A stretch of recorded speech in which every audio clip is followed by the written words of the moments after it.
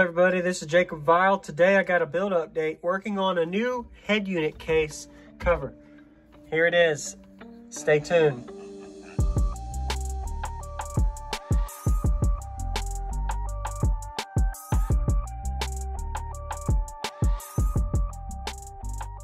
Alright, so here's my head unit and the case that I'm about to replace with this. Just want to say a shout out to John, somebody local to me that watches my videos, reached out by email and said that he could help me out. And I helped him tune his system. So I just want to say appreciate you, John, for providing me this. I'll show you pretty much how it's made and all of that and explain it, show you a couple pictures as well. Just wanted to say thank you, John. So going to be putting this head unit in today into my new one. It's definitely pretty sweet. It ain't perfect. I could, of course, put some stickers on it later or whatever, but I'm exactly happy with it 100%. You can see the difference of what I had before and after as well. If you haven't seen the previous video, you're going to want to watch that one for how I made it. But basically, in summary sense, it was a head unit with a couple pieces of birch.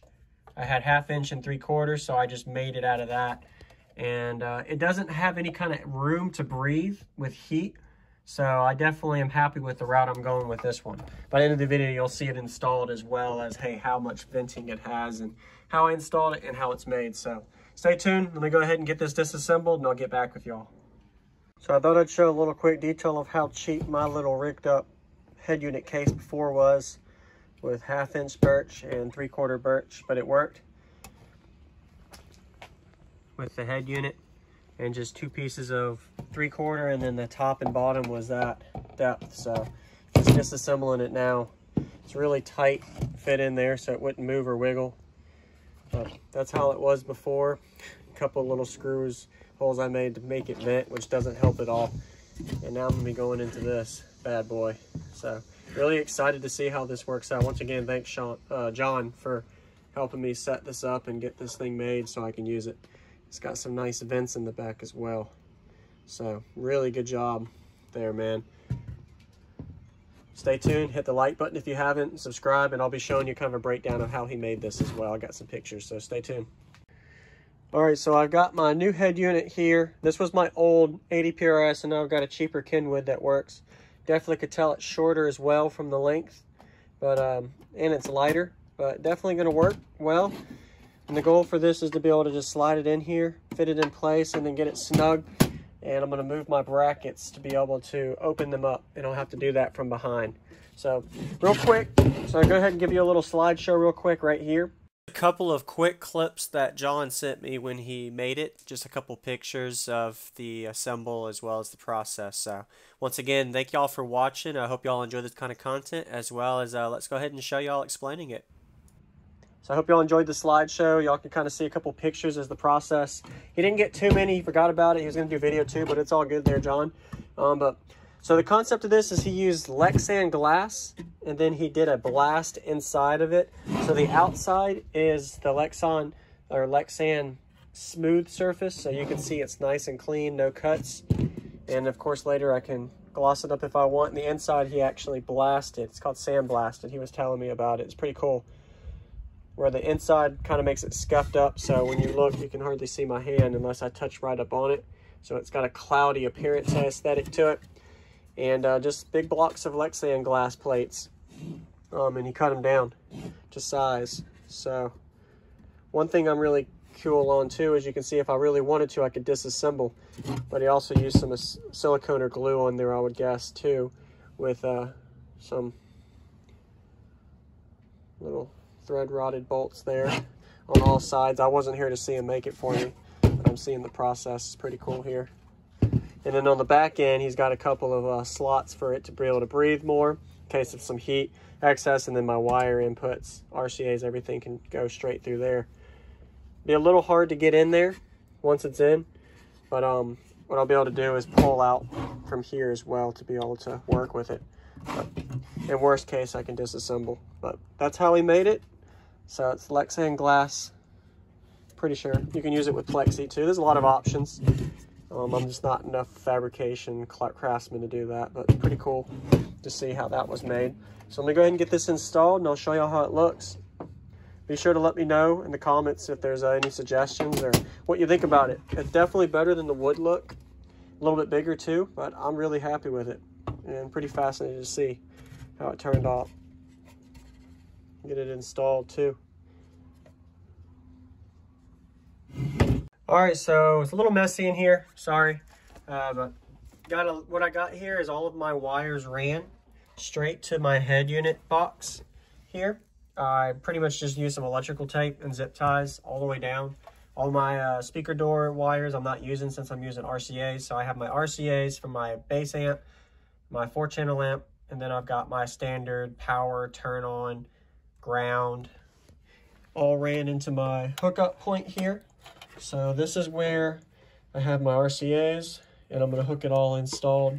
So what I did was I pulled through the back end of the head unit there. So I'm able to, I'll set it down so I can kind of show y'all from a distance a little better. So there, and then now I'm able to orient this and I'll install it to the head unit first. And then afterward, let me go ahead and get it installed. So get that straight installed afterward. So let me go ahead and do that off camera, and then I'll show y'all how it looks at the end. Let me know what y'all think so far in the comments as well. I appreciate y'all watching and subscribing and showing support. All right, so I got it hooked up and installed here. Did a really good job with it being able to have the tolerance set so it lines right off. The moment that I pushed this all the way back, I heard a little click. So the moment that I heard that click, sorry it's a little blurry, I was like, yep, this thing is definitely intact. So which means is that head unit is exactly parallel. Like it's stuck in there to where I'm not able to pull it out now. The little notches on the top and bottom were poking up enough. So in order for me to get this out, now that it's here, I'll have to get a long screwdriver or some form of tape measure or something to be able to knock it down on one end to be able to pull it out, to wiggle it out, or take off the top here. So that's a good thing. It shouldn't be removed unless there's an issue, as long as there's no wiring problems. So definitely happy with it.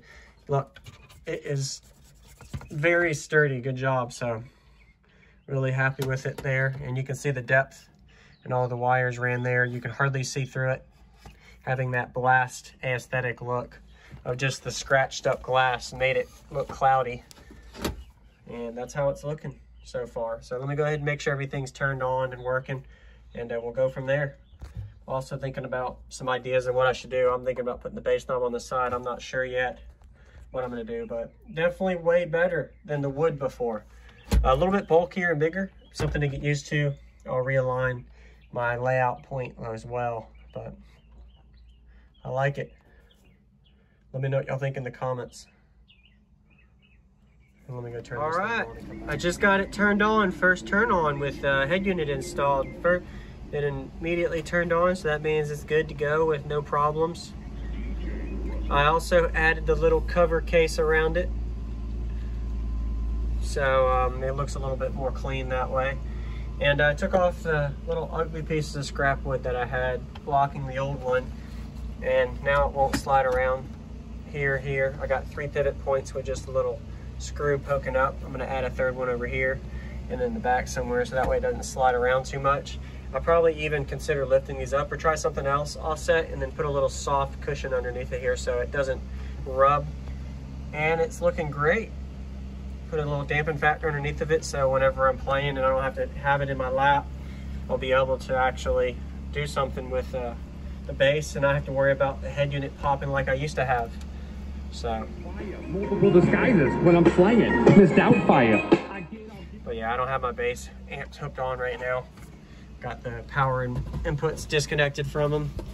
Taking a break from it for a little bit. So once again, thank y'all for watching. Let me know what you think in the comments.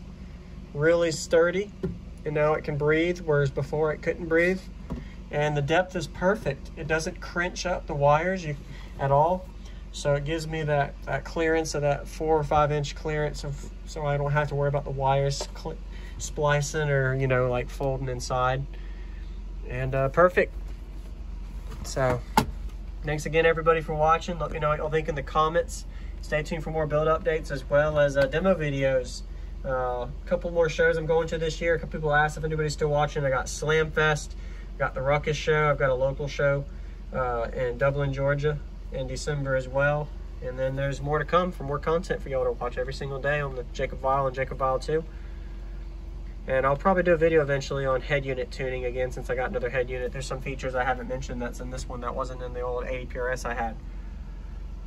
Alright, Jacob Vial out.